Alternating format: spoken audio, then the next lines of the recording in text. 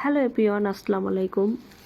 আজ ভূমিকম্প এসে বুঝিয়ে দিয়ে গেল পৃথিবীতে সত্যি সত্যি 1 সেকেন্ডের জন্য শেষ হয়ে যেতে পারে। তারপরও আমরা কত অহংকার করি, আমরা মনে করি পৃথিবীতে আমরা সারা জীবন অমর হয়ে থাকব। না না, আজকে যেটা হয়েছে সেটা সত্যি কোনো একদিন পৃথিবী ধ্বংস হয়ে যাবে।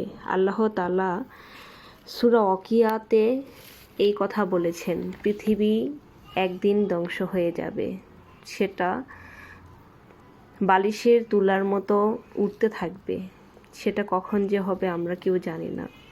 তারপরও আমরা আল্লাহ তাআলার কাছে অশেষ শুকরিয়া আদায় করি, আজকে আমরা বেঁচে গেলাম।